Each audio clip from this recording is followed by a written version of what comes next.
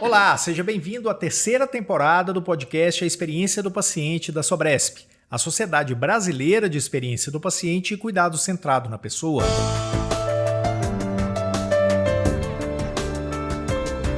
Neste podcast, a Sobresp discute melhores práticas, inovações e tendências e desafios do cuidado humanizado na saúde. O objetivo da Sobresp é transformar a experiência de pacientes, familiares e profissionais, oferecendo insights poderosos para um ecossistema de saúde mais eficiente e centrado nas pessoas. Junte-se a nós e conecte-se a um futuro mais humano na saúde.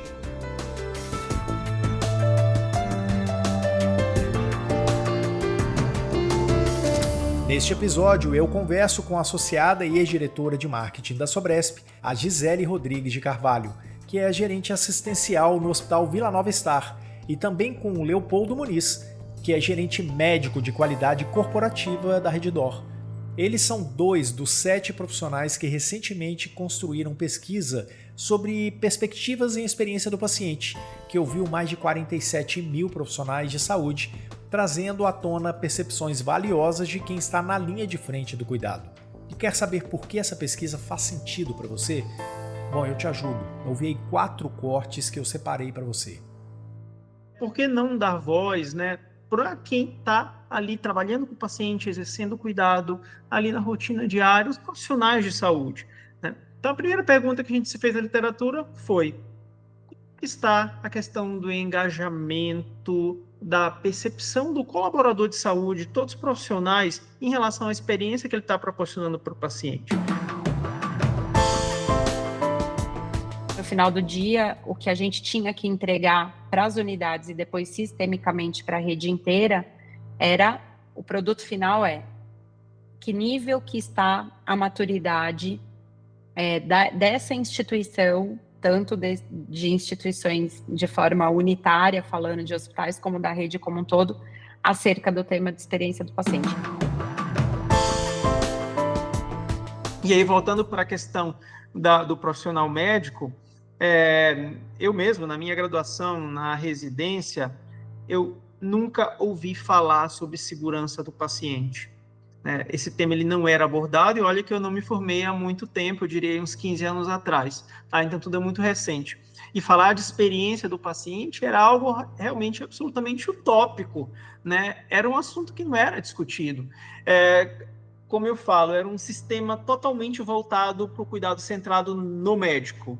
O médico, hierarquicamente, era o tomador de decisão, ele definia o que o paciente iria seguir, o que seria feito, e o paciente não tinha voz, os profissionais de saúde da equipe multi não tinham voz, ou seja, era um sistema totalmente voltado para a percepção de um único profissional. O que menos importa, na verdade, é o volume dessa pesquisa, mas sim o motivador dessa pesquisa, né? Que fez com que 7 pessoas debruçassem em cima, com um desejo de fazer outras tantas pessoas terem voz, que esse desejo seja o maior motivador, e que de forma alguma olhar um número dessa envergadura seja um limitador para quem precisa fazer isso, né? Porque se quem está aqui nos ouvindo está incomodado, precisa transformar a experiência humana dentro da sua instituição, seja que tamanho for, acredite, o primeiro passo é a gente ouvir a pessoa. E essa pessoa tem que ser paciente e quem cuida desse paciente. E aí, tá preparado para o episódio de hoje? Então vem comigo, eu sou Túlio Fonseca e é um prazer estar com você neste episódio. E quem são os nossos convidados de hoje? O que será que as pessoas falam deles quando eles saem da sala? Que mulher teimosa. Eu tenho quase que certeza que essa é a classificação que eu recebo quando eu saio da sala. Até porque, às vezes, eu falo em voz alta para mim mesma, como você é teimosa. E é uma classificação dúbia, né? Isso é muito bom em alguns momentos, todo teimoso tem um nível de exigência para si e para o outro muito alto. Isso às vezes é bom e às vezes incomoda. Então, se eu tivesse que arriscar, inclusive, numericamente, eu diria que uma sala com 10 pessoas, 50% das pessoas olhariam e diriam como ela é teimosa no sentido bom e 50% no sentido não tão bom assim. Vou colocar uma característica minha, que eu sou muito apaziguador, digamos assim. E eu costumo colocar uma frase, que é uma frase minha, que eu falo o seguinte: no fim, quando me descreverem, digam que fui um sorriso entre duas datas. E se a gente for ver na vida, tudo acontece entre duas datas. A gente nasce, a gente morre. A gente começa uma pós-graduação, a gente termina uma pós-graduação, a gente começa uma pesquisa, termina uma pesquisa. E o que importa é aquilo que a gente traz de bom para as pessoas. Então, nossa presença ela tem que ser agradável, ela tem que trazer algo bom para as pessoas, que engrandeçam todo mundo. Então, acho que essa é uma filosofia de vida que eu tenho aí e que acredito que deva ser a percepção que as pessoas devam ter aí de mim na minha jornada aí no cuidado, né? Seja bem-vinda, Gisele, seja bem-vindo, Leopoldo. A Sobresp recebe vocês de braços abertos para a gente falar de um tema super legal e super importante. Então, é isso, queria dar as boas-vindas para vocês, que a gente faça um episódio incrível para as pessoas. Vamos nessa. Vamos lá. Bom, eu queria começar perguntando para vocês como é que surgiu essa ideia, como é que foi essa iniciativa de realizar, via Redditor, uma pesquisa de experiência do paciente tão robusta para o Brasil nos dias de hoje. Eu vou tomar liberdade aqui de começar a falar foi uma dor, né, compartilhada com um grupo. Na verdade, dentro da Redditor a gente tem um modelo de governança da qualidade, que é um modelo que já tem mais de 10 anos aí, sob o comando da doutora Iledeia Lima. E num determinado momento, em 2021 para 2022, depois de comemorar com algumas ações na rede, capitaneada pelo Grupo da Qualidade Corporativa, o Movimento que Importa para Você, esse grupo fez essa entrega e depois dessa entrega, nos comemorativos, né, a gente entendeu que não dava para ser um grupo que se reuniria ali anualmente para promover esse momento, né? Que não é importante, é super importante, ele faz parte de um rito que traz as pessoas para uma reflexão e cada vez mais uma reflexão aprimorada. E esse grupo, composto por 7 pessoas, começou a trabalhar em cima do tema. Então, a pergunta norteadora, o incômodo norteador no primeiro momento foi: não é só durante esse mês que nós comemoramos o que importa para você que a gente tem que fazer esse exercício das pessoas entenderem o que é experiência e como a gente constrói essas experiências, né? A partir deste incômodo, a gente desenha uma política, que é a política de cuidado centrado, que ela está dentro das políticas da Redditor, no guarda-chuva da qualidade corporativa, porque entende-se que é inegociável, né? A gente não pode dissociar qualidade e segurança da experiência promovida para essas pessoas, né? Para colaboradores, pacientes, familiares, enfim. E a partir dessa política, a gente entendeu assim, mas como que as pessoas entendem? Como as pessoas vão receber esse compilado norteadores que passa desde a explicação sobre o que são as métricas, né, da experiência do paciente, então EIDCAPS, NPS, IS, até como montar um núcleo de experiência do paciente, tantas outras coisas. Mas como que essas pessoas entendem a condição, tanto interna, como a condição do meio ambiente que elas atuam? Quais são essas condições para ela entregar essa experiência? Vamos então buscar quem já fez essa pergunta, né? Quem já fez uma pesquisa que buscasse isso.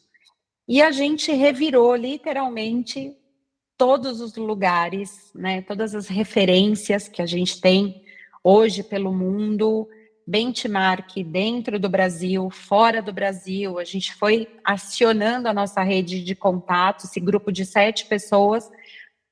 Foram mais ou menos 2 meses tentando buscar, e a gente encontrava algo que chegava perto, mas que não representava ali. O profissional de saúde, né? Falando profissional de saúde, é aquele que está dentro da instituição de saúde, dentro desse ecossistema, que hoje a gente tem dentro da rede DOR, com ambulatórios, com hospitais, enfim. Então, que não representava. Essas pessoas provavelmente sentiriam o que nós sentimos quando nós encontrávamos algumas pesquisas que tinha ali misturado perguntas para pacientes, para profissionais. E aí, a zona de conforto, né, inclinou e a gente saiu dela e falamos, não, se a gente quer algo que traga tanta proximidade assim, a gente tem que construir algo nosso. E com base nos pilares que nós colocamos dentro dessa política, que não foge do que o mundo, do que todos buscam, né? Passa por infraestrutura, governança, métricas, engajamento de paciente, são pilares recheados por ferramentas que hoje já existem dentro da rede. O que nós fizemos foi, dentro dessa política, a gente só organizar. E aí, olhando para essa política, foi que nós fizemos a construção dessa pesquisa, né? Então, foi mais ou menos desta forma que nós pensamos, né? E que criamos essa pesquisa. Agora, acho que o Léo pode dividir um pouco aí desse momento que ele viveu quando ele estava nesse garimpo, né? Junto com a gente, tentando identificar o que tinha por aí ou não para aplicar nos profissionais de saúde. Essa questão é interessante. Quando a gente foi fazer o levantamento da literatura e quando a gente faz um desenho de uma pesquisa, a gente tem que fazer uma revisão bibliográfica sobre o tema. E a riqueza desse tema é justamente a experiência do paciente como uma experiência humana. E essa experiência do cuidado, né, de ser cuidado, ela depende de pessoas também. Existe o lado humano de quem cuida. E, ao mesmo tempo, a gente fez essa seguinte pergunta: por que não dar voz, né, para quem está ali trabalhando com o paciente, exercendo cuidado, ali na rotina diária, os profissionais de saúde, né? Então, a primeira pergunta que a gente se fez na literatura foi: como está a questão do engajamento, da percepção do colaborador de saúde, todos os profissionais, em relação à experiência que ele está proporcionando para o paciente? Como a gente falou, a gente tem bastante literatura que envolve a questão da experiência do paciente, literatura baseada nesse tipo de metodologia.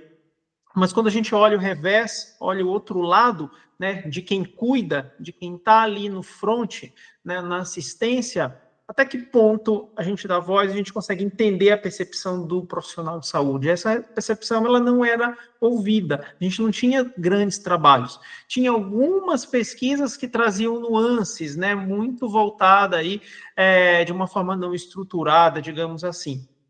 Então, essa foi um grande desafio, porque a gente simplesmente não tinha comparação, né? A partir do momento que a gente estabelece uma metodologia, a gente tem que ter algo para a gente se espelhar, né? Para a gente melhorar, a partir de um ponto, né, inicial. E a gente não teve aí justamente porque esse assunto ele é muito pouco discutido atualmente, né? Então, esse foi o grande motivo de trazer esse resultado e, principalmente, ampliar o olhar da governança das instituições, para ir além de exclusivamente uma análise de satisfação e envolver a experiência tanto do paciente como do colaborador também, né? Então, esse é um ponto aí importante.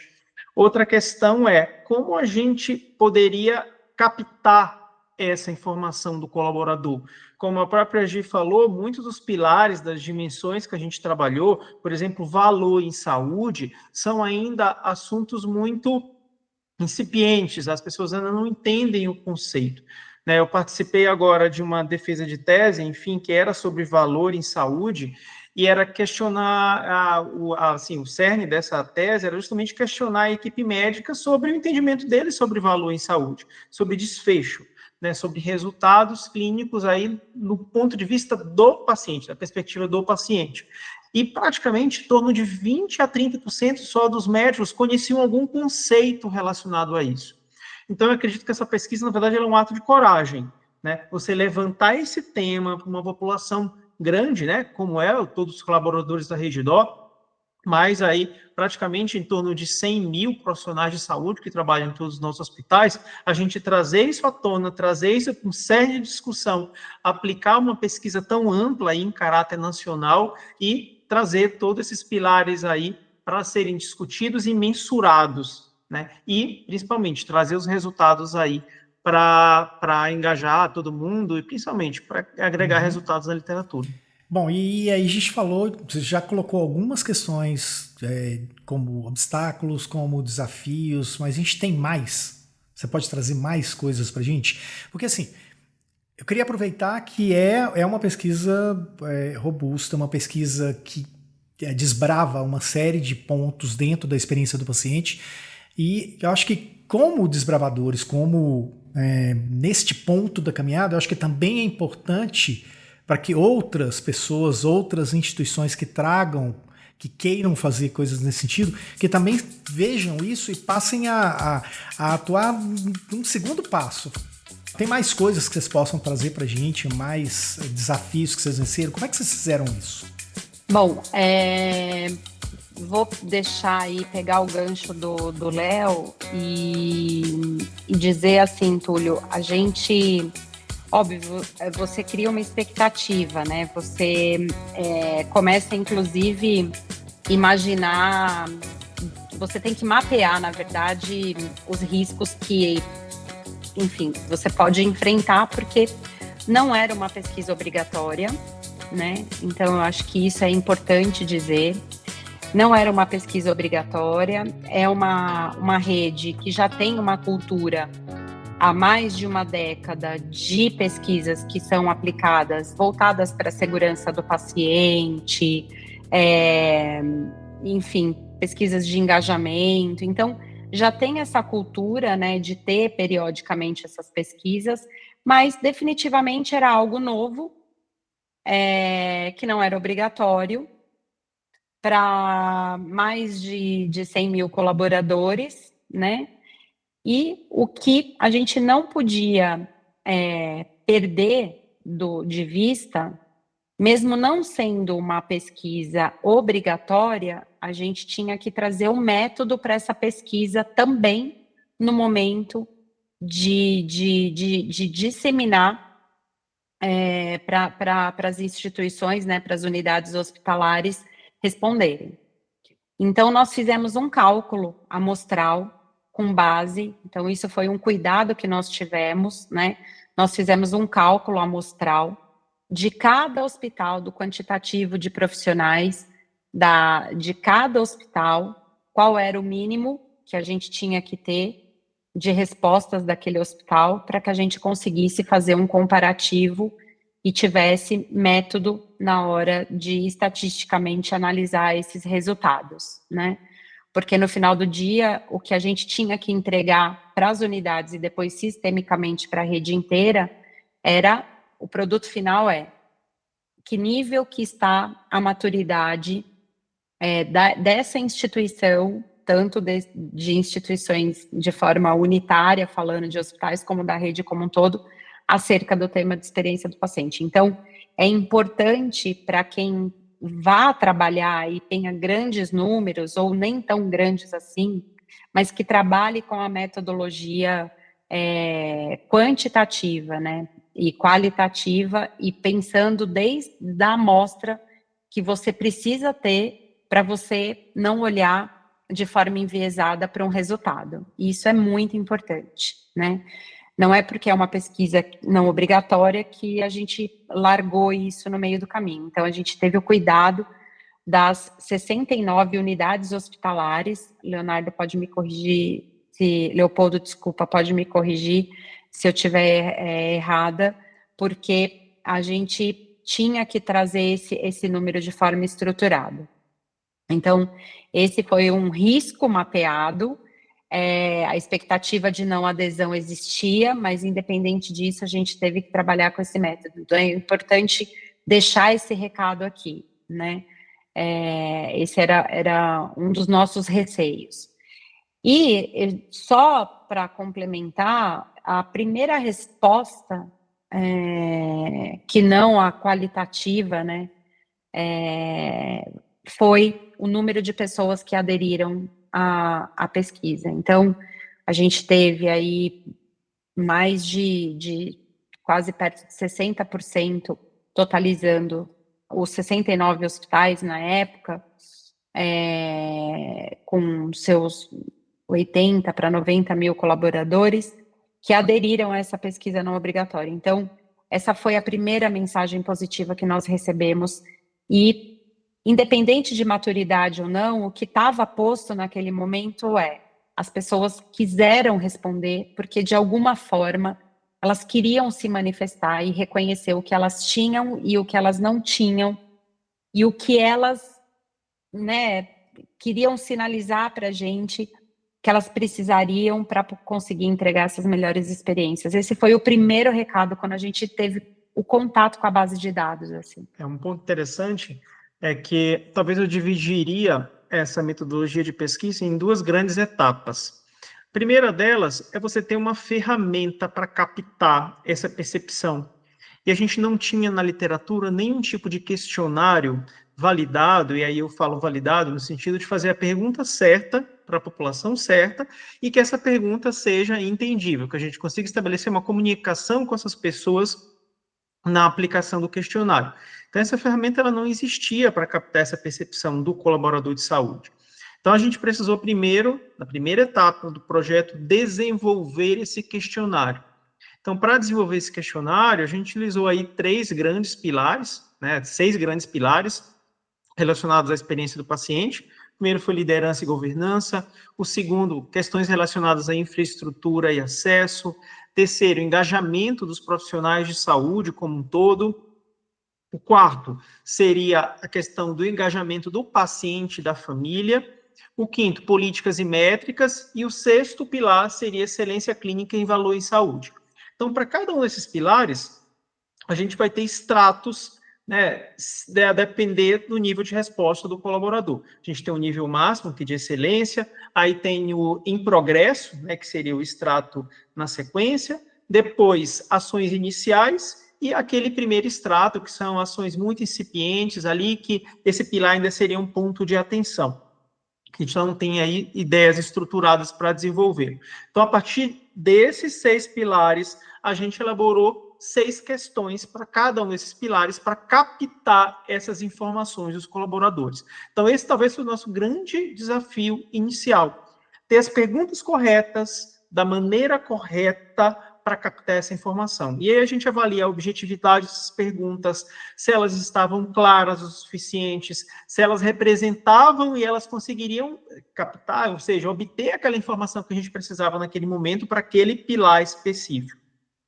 Então, isso realmente foi um trabalho bastante colaborativo por várias pessoas, foi literalmente um brainstorming muito rico, avaliando cada um desses pilares dentro da perspectiva da experiência do paciente, considerando também o colaborador, enfim, o que a gente tinha aí já estruturado dentro da nossa política.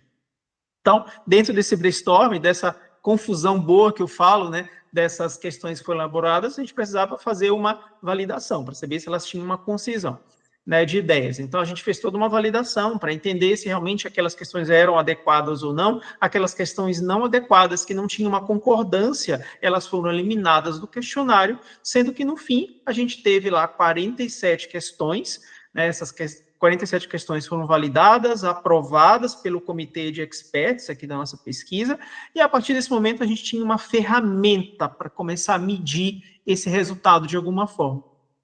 Falo que essa ferramenta ela é inédita no mundo, porque realmente a gente não tinha nada nesse sentido elaborado na literatura mundial sobre o tema.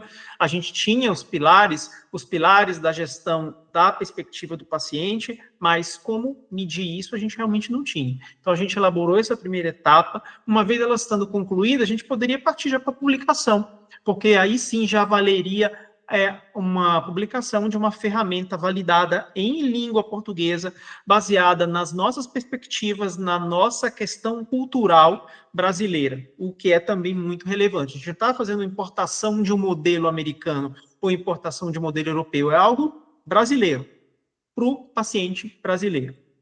Essa foi a primeira etapa. A segunda etapa foi o que eu digo, o ato de coragem, aplicar isso para praticamente 50 mil profissionais de saúde no Brasil, em todas as 5 regiões brasileiras, na maior rede de hospitais privados da América Latina. Então, para isso, a gente precisava realmente engajar as pessoas, engajar os profissionais, trazer esse conceito de experiência do paciente para a ponta, para quem presta o cuidado, né? E realmente isso foi necessário para a gente conseguir aplicar a pesquisa em larga escala, como ela foi feita. Então, essa pesquisa ela foi feita de forma de um questionário eletrônico, foi aplicado em todos os hospitais. É interessante que a gente teve um engajamento muito grande da liderança. Sem a liderança engajada, isso é um dos pilares fundamentais, né, para a experiência do paciente. Uma liderança engajada, ela proporciona cultura, ela molda a cultura da instituição. E aí sim a gente conseguiu ter um resultado aí, conseguir medir isso tudo, né? Então, eu acredito que esses foram os 2 grandes desafios, nossas 2 grandes etapas aí dentro do processo de metodologia. E aí, com resultado estruturado, aí sim, a gente partia para uma análise estatística mesmo, robusta, até porque a gente tinha um volume muito grande de dados, né, para trazer um resultado factível, tanto do ponto de vista de ferramenta, como aquilo que a gente encontrou, ou seja, uma fotografia daquela realidade naquele momento. É interessante que a gente mandou esse trabalho para o Jornal da Experiência do Paciente, que é uma revista da Mayo Clinic, né? Enfim, a gente encaminha o trabalho, ele passa pelo editor da revista, que é o chefão ali, que vai decidir se esse trabalho segue para o peer review ou não. E aí o peer review, a gente teve 6 revisores, né, americanos sobre o projeto, e um deles falou a seguinte frase: poxa, é algo que eu não tinha pensado. A gente discute muito a experiência do paciente aqui na Mayo Clinic, mas a gente nunca fez uma pesquisa com um olhar voltado para o colaborador, quem presta assistência. Essas pessoas precisam ser ouvidas, porque elas que fazem a experiência do paciente cada vez melhor, né? E aí ele deu um pontinho positivo ali nessa trajetória da publicação do próprio trabalho. Não, muito legal isso. E aí é o seguinte, a gente sai do começo, do preparo, da introdução, e a gente vai direto para o fim, para fotografia, que é o que você falou agora há pouco. A Gi já até deu para a gente um spoiler falando um pouquinho da questão da adesão, mas eu quero mais, tá? Quais foram as principais mensagens que vocês identificaram a partir dos resultados que a pesquisa revelou? Eu vou deixar os números pro Leopoldo, mas vou fazer uma introdução aqui, tá? A gente era uma pesquisa de concordância, né? Então, a gente tinha que fazer o recorte por pilar e depois a somatória desses pilares para conseguir sistemicamente olhar esse resultado e entender como que estava essa instituição. E a rede como um todo, depois somando aí todos os pilares. E o que veio foi o pilar de ações iniciais essas ações voltadas para engajamento de equipes com a característica na rede inteira de ações iniciais para o pilar de engajamento do colaborador, né? Então, essa foi a primeira mensagem clara que veio, né? Na verdade, a segunda mensagem clara. Então, queremos falar na adesão. E a segunda mensagem, olha, tá vendo? A gente queria tanto falar que aqui, ó, onde a gente precisava estar engajado para que a gente proporcionasse melhores experiências, ainda está precisando trabalhar de uma forma melhor. Então, essa foi a grande mensagem. Esse foi o primeiro insight. Então, que nós tivemos, e a gente já foi trabalhar em cima disso. e você tem que endereçar, né? Não dá para 7 pessoas, e nem era esse o objetivo, mover, fazer a roda girar. Porque a gente está falando de profissionais da área da saúde, a gente está falando de engajamento, e dentro de engajamento, desse pilar de engajamento, a gente passou por várias questões que depois eu vou complementar o Léo quando ele trouxer esses números, e que a gente tinha o endereço certo, que era a vice-presidência de recursos humanos. A gente levou, então, esse resultado para a diretoria responsável, né, para entender e reunir se isso tinha uma conexão com pesquisas que já haviam sido aplicadas nesse eixo. Então, tem a pesquisa que na época era nomeada como pesquisa de clima, que hoje ela é nomeada como pesquisa de engajamento, e aí começou a fazer sentido, principalmente as ferramentas que já estavam em andamento, algumas ferramentas que ganharam força com a união, né, da pesquisa feita pelo RH, mais a pesquisa voltada para a experiência do paciente no eixo engajamento desses colaboradores, como, por exemplo, um programa de gestão das emoções. Isso veio muito forte, é um programa que, em resumo, né, eu não vamos ter tempo para detalhar, mas ele trabalha com pequenos fóruns dentro de todas as unidades, levando profissionais, psicólogos habilitados a conduzir programas, primeiro de roda de conversa, então lugares de fala e de escuta, onde esse colaborador tem um moderador ali que consegue, inclusive, já direcionar ele para programas específicos, para a saúde mental, ou até para a saúde física mesmo, que pode estar refletindo de alguma forma, como metodologias para que essa pessoa se autogerencie, né? Gerencie as suas emoções, trabalhe com metodologias como mindfulness. Então, o que eu estou trazendo aqui a pesquisa nos mostrou ações iniciais, né, no eixo engajamento de colaborador. O primeiro passo foi dado, que é a pesquisa. É um lugar onde eu consigo, para este tema, me manifestar. Eu consigo aprender, consigo me manifestar. O segundo passo foi endereçar para uma área que já tinha muitas ações, mas que a gente precisava trazer luz para talvez alguns eixos ali que precisariam entrar numa esteira de urgência maior. E aí tem muito a ver com o que nós vivemos hoje, graças a Deus, com a chegada da NR1, né? Que a gente recolhe notícias ainda, tanto de uma área da saúde que é extremamente, por si só, né, complexa, estressante, e a gente recolhe notícias ainda de um movimento que foi o movimento pandêmico, e que por muito tempo a gente ainda vai ter contato com essa herança que a pandemia nos deixou. E agora a gente está estruturando as coisas de uma forma melhor, né? E reconhecer isso foi muito bom. Então, esse programa de gestão das emoções.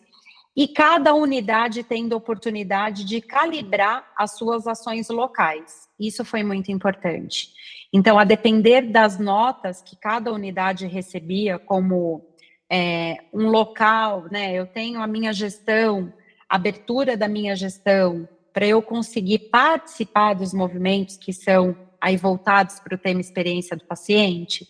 Então, de forma salvaguardando também, né, essa individualidade dessas instituições, a gente entregava esses resultados já analisados para essa liderança local conseguir trabalhar de forma personalizada dentro das suas instituições, e a gente vai ter contato com isso agora em 2025, maio, que está chegando, daqui pouquíssimos dias, que a gente começa a rodar o segundo ano da pesquisa, e a gente vai entender o quão esses movimentos, esses endereçamentos, digamos assim, surtiram efeito, né? De forma sistêmica, quando eu trago para você o RH trabalhando com a gente nesse movimento, trazendo gestão das emoções, assim como movimentos localizados, né, dentro de cada instituição.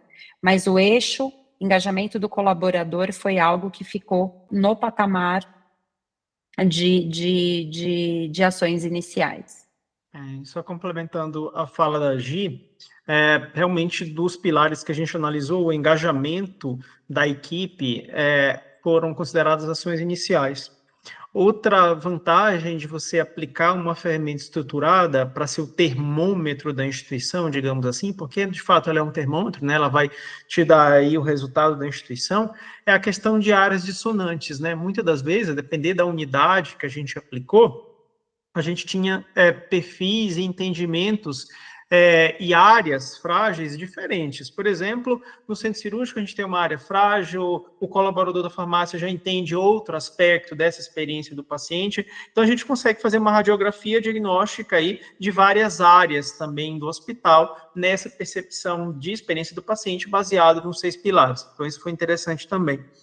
Outro ponto muito relevante dos resultados que a gente obteve é em relação a como os profissionais eles pensam de forma diferente em relação à experiência do paciente.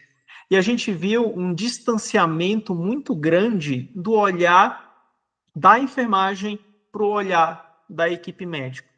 E eu, como médico, tenho a propriedade para dizer que a gente ainda está muito distante, como profissional de saúde médico, de entender com profundidade, com propriedade, as questões relacionadas à experiência do paciente.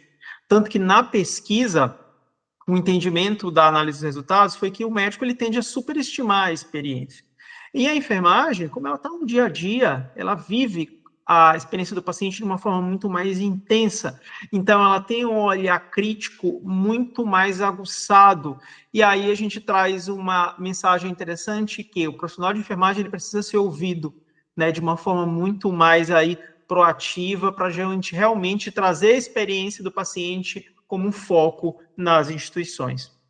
E aí, voltando para a questão do profissional médico, eu mesmo, na minha graduação, na residência, eu nunca ouvi falar sobre segurança do paciente. Esse tema ele não era abordado, e olha que eu não me formei há muito tempo, eu diria uns 15 anos atrás, tá? Então tudo é muito recente. E falar de experiência do paciente era algo realmente absolutamente utópico, né? Era um assunto que não era discutido. Como eu falo, era um sistema totalmente voltado para o cuidado centrado no médico.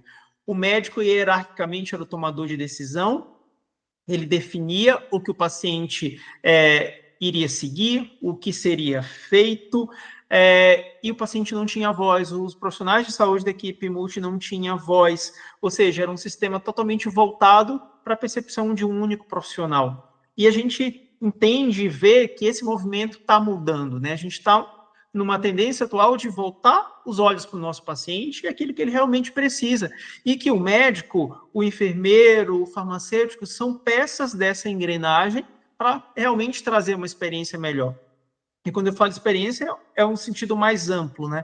Não só de satisfação. Envolvendo toda a questão cultural do paciente, aquilo que ele deseja, questões familiares também.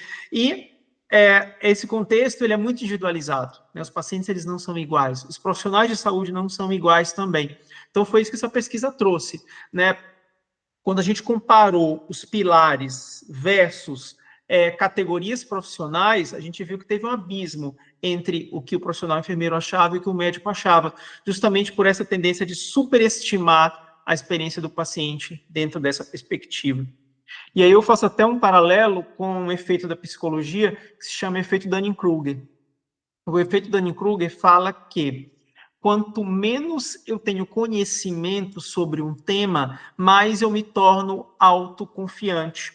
E eu tendo aí a superestimar aquela minha percepção. E foi exatamente isso que aconteceu. Né? O médico, teoricamente, ele tem uma perspectiva talvez superestimada, ele tem um conhecimento menor sobre as questões de valor em saúde, e a gente tem justamente uma dissonância, né? Resumo da história, a gente precisa ouvir todo mundo vai ter uma perspectiva, todo mundo vai ter um olhar, por isso que no engajamento do profissional de saúde, saiu aí como ápice da nossa pesquisa, para envolver essas pessoas, trazer a perspectiva delas, trazer um conselho consultivo de colaboradores da equipe multi sobre o que eles acham sobre a experiência, o que precisa ser feito para melhorar a experiência do paciente, para melhorar o padrão de atendimento, e aí não só o voltado ao cuidado, mas ao cuidar de quem cuida também, apoio emocional para essas pessoas quando elas precisam, combater a hierarquia. A hierarquia hoje não contribui com a segurança do paciente, não contribui com a experiência, todo mundo tem que ser igual, todo mundo tem que ser ouvido. A questão de alegria, satisfação do trabalho dessas pessoas, apoio à segunda vítima, terceira vítima também, como a Gi falou muito bem da NR1, né, que trata da saúde mental e dos profissionais de saúde. Eu acredito que isso seja um marco, né, hoje aí em termos de saúde pública, e que com certeza essa pesquisa, esses resultados que a gente trouxe hoje, elas vêm justamente agregar e fortalecer essas questões aí de valorizar quem cuida de fato, né? Isso que você falou é interessante. A gente estava conversando um pouco antes de a gente iniciar a gravação, né? E a gente gravou agora recentemente, nessa terceira temporada, algumas coisas relativas à inteligência artificial. E aí, uma das coisas, falando rapidamente, foi uma das coisas que foram destacadas, foi uma encruzilhada que a gente tem, que é um gap que a gente precisa vencer, que é justamente a questão de uma geração que vivia de download e uma geração que vive de upload. O que a gente quer dizer com isso? Não que as pessoas não precisem ouvir o episódio, volta lá, ouve, que eu acho que vocês vão gostar muito. Mas é no sentido de as pessoas hoje precisam, querem, estão acostumadas, e está muito fácil para que as pessoas façam, subam seus próprios conteúdos, suas próprias opiniões, subam sua voz. A gente tem um celular na mão, a gente tem um canal do YouTube, a gente tem um canal de diversas redes que a gente pronuncia de diversas formas, e o paciente acho que é um pouco nesse sentido. E quando vocês abrem isso para o colaborador, mais ainda, né? Aquilo, né, Gi? A gente foi ou vai ser um paciente um dia, e o colaborador também, e ele lida com isso todo dia. E aí a gente tem esses insights. O que vocês podem trazer para a gente de insights que essa pesquisa trouxe, que a gente precisa espalhar, que a gente precisa mostrar para as pessoas, que as pessoas precisam ouvir isso aqui nesse podcast, por exemplo? Definitivamente a gente precisa dar voz para os invisíveis. E o Léo falou muito bem sobre as diferentes perspectivas, né? Então, o médico, do enfermeiro, o quão a experiência é muito mais clara para esse enfermeiro que está ali, ou técnico de enfermagem, auxiliar de enfermagem, que está ali num contato muito mais intenso com o paciente, assim como equipe multidisciplinar, fisioterapia, fonoaudiologia, psicologia. Mas no meio disso tudo, a gente tem as áreas de apoio. Quando você olha na pesquisa, as áreas de apoio no eixo engajamento do colaborador, você pega áreas assistenciais, como centro de diagnóstico por imagem, aí vem radiologia, enfim. Essas áreas, nesse eixo, elas não apresentaram marcadores de ações iniciais como áreas diretas, assim, e mais constantes de permanência do paciente, né? Para além disso, quando você olha recepção, tesouraria, áreas de apoio administrativo, eles se manifestaram, e as taxas, né, os índices que saíram ali, são índices em que as ações iniciais estão presentes na perspectiva desses colaboradores, tal qual aquele colaborador assistencial que fica na beira do leito. Então, veja você, a intensidade da experiência do paciente, dessa troca, dessa conexão, também é presente para estas pessoas que no todo, né, e eu falo de um lugar muito confortável, porque 2 anos eu fiquei estudando sobre essas habilidades socioemocionais e olhando para esse grupo de pessoas que também são profissionais de saúde, que eles proporcionam condições para que o estado de saúde seja, né, entregue ou minimamente buscado aí para esse paciente, e eles são invisibilizados.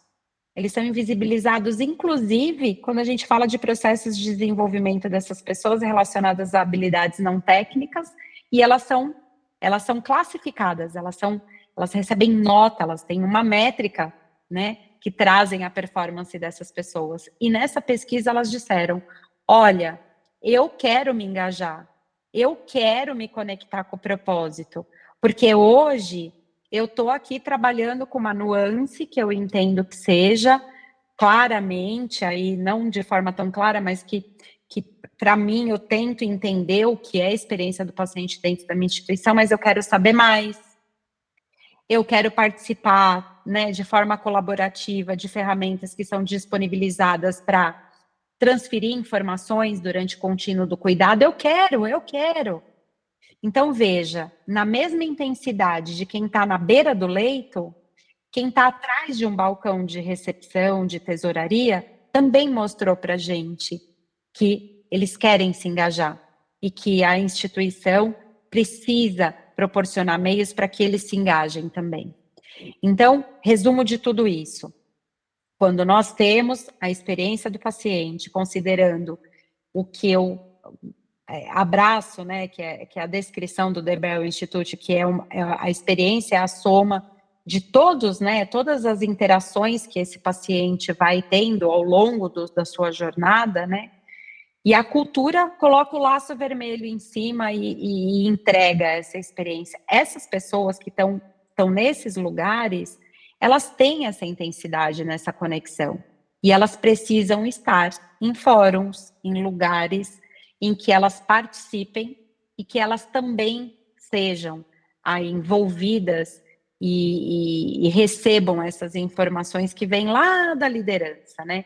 O que é claro para essa instituição. Então, essa foi uma mensagem, né? A gente já muda o comportamento, e eu falo de estar em uma unidade das 74 unidades, mas falo também como colaboradora que vê um movimento tentando cada vez mais levar essas informações para essas pessoas também, né? E é um caminho sem volta, Túlio. Ouvi-las e ter que endereçar e trabalhar essas questões, graças a Deus, é um caminho sem volta, porque isso é a melhoria contínua, né? A gente ouviu, a gente fez algo, ou minimamente endereçou isso para as unidades e para a rede como um todo, e agora a gente volta de novo para ouvir e entender onde a gente precisa trabalhar, e é isso. Eu poderia falar também, para completar a fala da Gi, é que hoje uma coisa é absolutamente certa, né? Os colaboradores satisfeitos, os profissionais de saúde satisfeitos e engajados, eles de fato representam ali o capital real das organizações, né? Isso é o capital, isso é a riqueza das instituições de saúde. E tudo que vai acontecer, todas as ações que são voltadas para a gente manter o paciente no centro do cuidado, ou seja, permeando questões de qualidade técnica, qualidade percebida, rentabilidade, resultado financeiro, tudo isso é permeado por pessoas que cuidam. Então, o resultado da pesquisa justamente mostrou isso. A gente precisa voltar o olhar para o profissional de saúde, para quem está à beira-leito, para a gente proporcionar uma experiência melhor para o nosso paciente. Ou seja, realmente entregar uma experiência pautada no que é valor para cada paciente de forma individualizada, né? Considerando aí tudo que envolve a identidade do paciente, as questões individuais, sucessos, fracassos, a história dele, aquilo que ele entende como vai ser bom em termos de desfecho para ele ali no final da jornada dele, ou seja, literalmente favorecer uma melhor experiência humana para todo mundo, né? Tanto para o paciente como para quem está cuidando ali à beira-leito todos os dias. Baseado nesses insights que a gente está falando até agora, como é que isso pode impactar o cenário da saúde brasileira daqui para frente, principalmente quando a gente fala de experiência do paciente e centralidade de cuidado na pessoa? Túlio, a nossa expectativa, quando a gente escreveu esse artigo e disponibilizou esse artigo, e disponibiliza esse artigo, né, assim, de forma gratuita para que todos tenham acesso, é que esse número ele se triplique, ele se quadriplique. Que essa pesquisa ela traga uma mensagem que longe de dizer que as instituições elas não ouvem esses colaboradores, esses profissionais, longe disso. Mas que se a gente não tiver, assim como nós temos método e forma, proximidade para ouvir nossos pacientes, a mensagem dessa pesquisa para nós e o que nós estamos querendo levar, né, para as pessoas é que essa pesquisa, assim como outras que podem surgir a partir dessa inspiração, que elas tenham esse norteador, que é uma linguagem estruturada, acessível, entendível, porque é só assim que realmente a gente consegue ouvir e trabalhar de forma organizada para trazer essa pessoa para o centro. E no caso, a nossa missão agora, nos últimos 12 meses, e eu tenho certeza que durante um bom tempo, é olhar para essa pessoa paciente, não deixar de olhar para a pessoa paciente, mas fazer a lição de casa com a voz dos nossos profissionais dentro da Rede D'Or. Eles já disseram, para além numericamente falando, a gente teve uma pesquisa, a pesquisa conta com uma pergunta aberta, Túlio. Então, dos 47.711 respondentes, a gente teve 72% de respondentes que, de forma generosa, né, descreveu algo a mais ali naquelas perguntas abertas.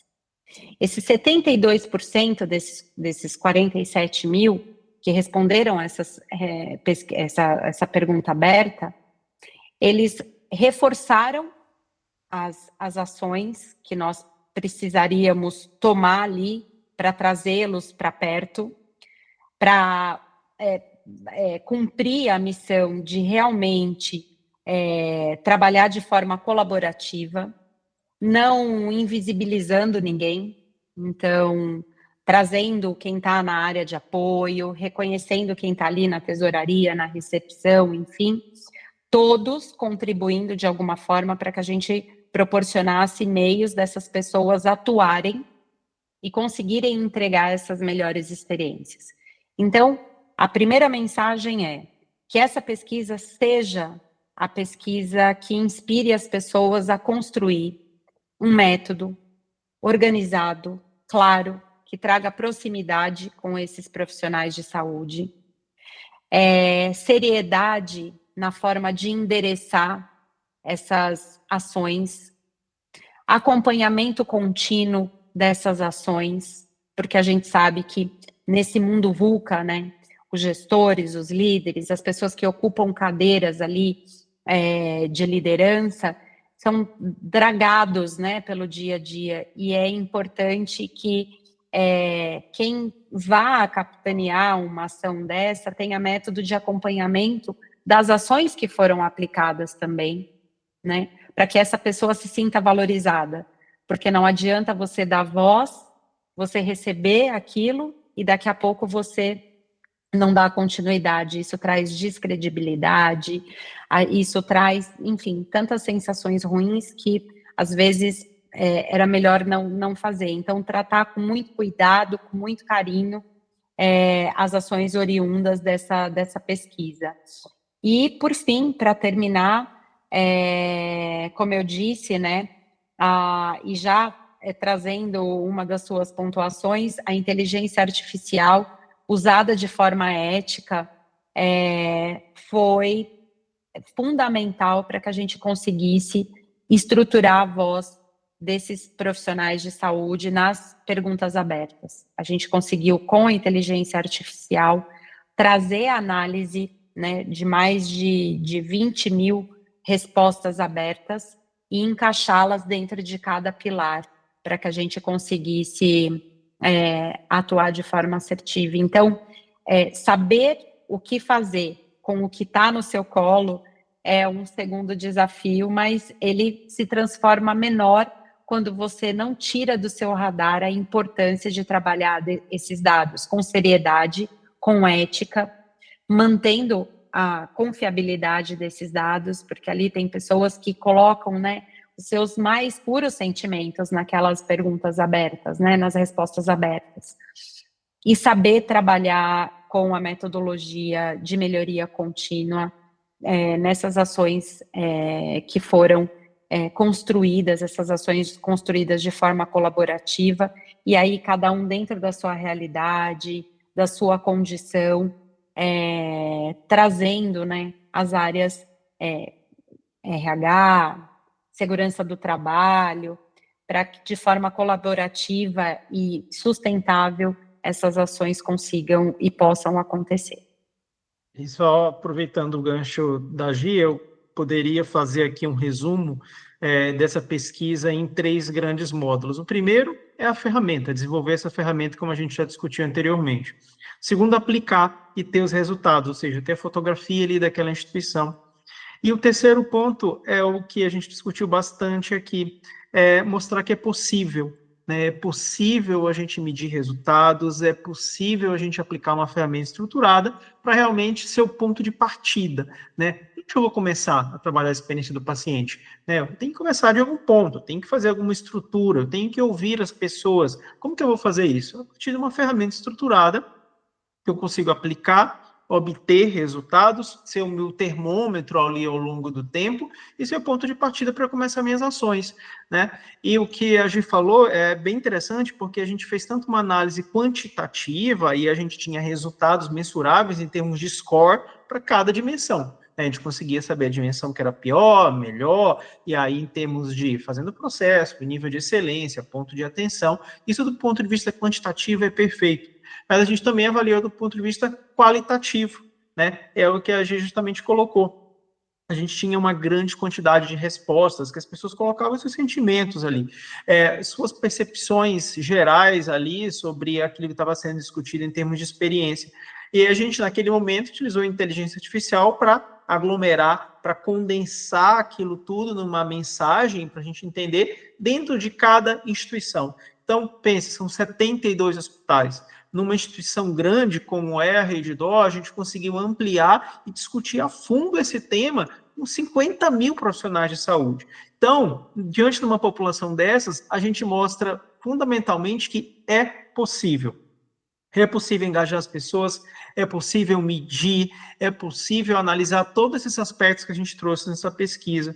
Então, independente do perfil, do porte da instituição, do nível de serviço, a gente tem que partir num ponto, né? Então, acredito que esse seja um grande aí, insight desse trabalho, e é um trabalho inédito aí no mundo, né? Como o próprio editor da Mayo Clinic falou, poxa, é algo que a gente não tinha pensado, é algo que precisa ser realmente colocado em pauta. Né? Então, a gente espera aí, né, Gi, que a gente consiga engajar outras instituições, outros profissionais, porque esse é o grande intuito de uma pesquisa científica, né? É a gente perenizar essas ideias e torná-las aí factíveis e, principalmente, ampliar o olhar para o maior número de pessoas e, no final das contas, trazer uma experiência melhor para os nossos pacientes, para o nosso sistema de saúde, né? Que é o que a gente objetiva com tudo isso. E qual a mensagem que vocês deixam, né, no final desse podcast para quem está ouvindo a gente e é ligado, quer ser ligado ou está sendo impactado agora pela experiência do paciente nesse Brasilzão que a gente tem? Qual a mensagem que vocês deixam para eles? Vou ser redundante. Nós trouxemos grandes números, mas os números eles não são tão grandes quanto o desejo de proporcionar canais de comunicação com os profissionais, canais genuínos, né? Verdadeiros. Então, ouçam, estruturem, vamos fazer valer essas conexões, né? Esse podcast ele tem esse objetivo, né? A Sobresp tem esse objetivo. É estabelecer uma grande teia de conexões onde as pessoas se apoiem, se inspirem Então, o grande recado é, mais do que o que menos importa, na verdade, é o volume dessa pesquisa, mas sim o motivador dessa pesquisa, né?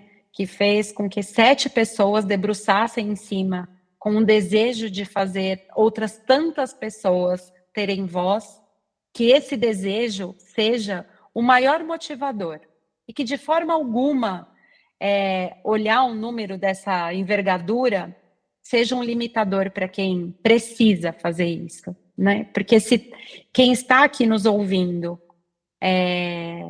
está incomodado, precisa transformar a experiência humana dentro da sua instituição, seja que tamanho for, acredite, o primeiro passo é a gente ouvir a pessoa. E essa pessoa tem que ser paciente e quem cuida desse paciente. Eu finalizaria aqui a nossa discussão com 2 headtags aqui que me veio à mente agora. A primeira é aprendizado, né? A gente aprende todos os dias, né, na assistência, na experiência do paciente, a gente aprendeu muito fazendo essa pesquisa. E esse aprendizado conseguiu se condensar nesse paper publicado no Journal of Patient Experience e que ele sirva aí de ponto inicial para outras instituições também. E o segundo é a questão da experiência do paciente, ela envolve muitos profissionais. E aí, do meu ponto de vista, né, colocando a minha trajetória, eu vejo que a gente ainda tem questões muito díspares entre os profissionais, então a gente precisa realmente se voltar para esse tema e colocá-lo como algo central nas instituições, moldar realmente o nosso mindset, o nosso comportamento com foco no paciente, na experiência dele, naquilo que a gente precisa entregar de forma individualizada. Então, é isso que, de maneira geral, é isso que esse paper traz. Ele é o início, né, dessa trajetória de ouvir mais os colaboradores. Eu espero que a gente tenha outros trabalhos aí daqui para frente, né? A gente já está com outras ideias aí para continuar essa pesquisa agora em outros ciclos, né? A gente vai fazer agora uma jornada sobre a experiência do paciente, discutindo aí vários pilares. Na sequência, a gente pretende reaplicar essa pesquisa, ou seja, a gente vai subindo aí degraus para melhorar o sistema de saúde como um todo, e eu acho que esse é o caminho. Uma palavra importante e fundamental aqui, continuidade. A gente precisa ter continuidade nessas ações. Pode ser uma ação incipiente, numa semana específica, ou algo pontual de um treinamento. Muito além disso, né? A gente tem que pensar numa perspectiva ampla. E para ter essa perspectiva ampla, a gente tem que engajar as pessoas têm que entenderem o propósito, né? E isso tem que estar no core da instituição, de todo mundo, desde o líder máximo da instituição até quem está na ponta, num plantão noturno do fim de semana, entendendo o que é a experiência do paciente, como trabalhá-lo, né? Eu acho que é esse o nosso grande objetivo e o propósito de tudo. Bom, gente, muito obrigado. Acho que foi sensacional o que a gente viveu aqui hoje. E aprendizado, acho que fica a palavra, né, também para o lado de cá. Acho que o pessoal está acostumado a me ouvir falar sobre isso, mas todo dia é um aprendizado diferente e a gente fez uma conversa muito interessante, né, profunda, densa, extensa, convidativa. Então acho que a gente te trouxe muita coisa muito legal. Vocês trouxeram um sentimento de coragem, é um grupo corajoso, numa instituição corajosa, que veio fazer um trabalho que precisa ser feito. É um trabalho para a gente, não é um trabalho para a pessoa, né? De pessoa, para paciente, familiar e tudo mais. Então, só tenho a agradecer em nome da Sobresp tudo que a gente viveu aqui, que as pessoas aproveitem muito isso, que foi sensacional mesmo. Obrigada, Tu, sua condução sempre esplendorosa.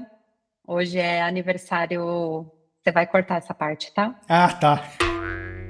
Hoje é aniversário da minha comadre, e aí eu estava recebendo a mensagem do Leonardo, de um amigo nosso, me lembrando, e eu chamando Leopoldo de Leonardo, depois de ter atrasado 17 minutos para entrar no podcast, num MacBook que não é meu, que eu não sei trabalhar com ele, eu sumi da tela e não conseguia voltar, mas nada disso fez com que esse momento tivesse um arranhãozinho de coisa ruim, assim, é tudo muito bom. Sempre estar aqui podendo falar sobre o tema com você, enfim, e eu sei a sua alma por trás disso tudo. Eu só queria fazer um pedido, não sei se é possível, eu não sei se o Léo concorda.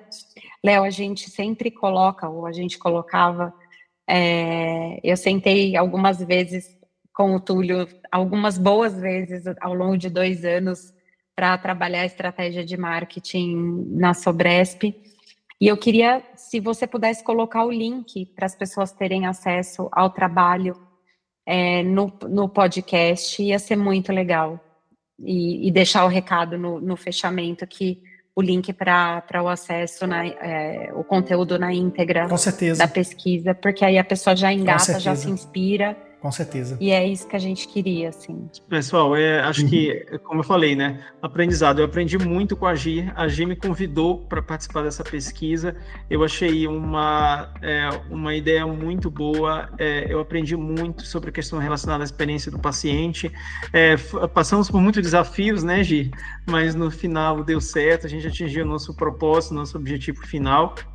E agora é continuidade, né? A gente não para por aqui, nós somos pessoas incomodadas, então a gente entende que isso é só mais uma etapazinha da trajetória e que a gente vai continuar seguindo esses degraus aí, porque é um contínuo, né? Ele não para nunca.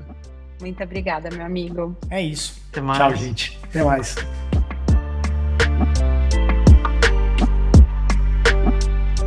E chegamos ao fim de mais um episódio sensacional. Hoje eu conversei com a Gisele Carvalho e com o Leopoldo Muniz sobre pesquisa conduzida pela Redditor com perspectivas muito importantes sobre a experiência do paciente no Brasil. Antes de encerrar, saiba que o podcast A Experiência do Paciente é uma produção da Map2B Planejamento, Marketing e Negócios para a Sobresp. E se você curtiu o episódio de hoje, compartilhe com as pessoas que você conhece e com profissionais que precisam ouvir isso. E favorita o podcast A Experiência do Paciente no seu tocador preferido. Obrigado por hoje e a gente vai se ver no próximo episódio com convidados e temas incríveis. Bye, bye!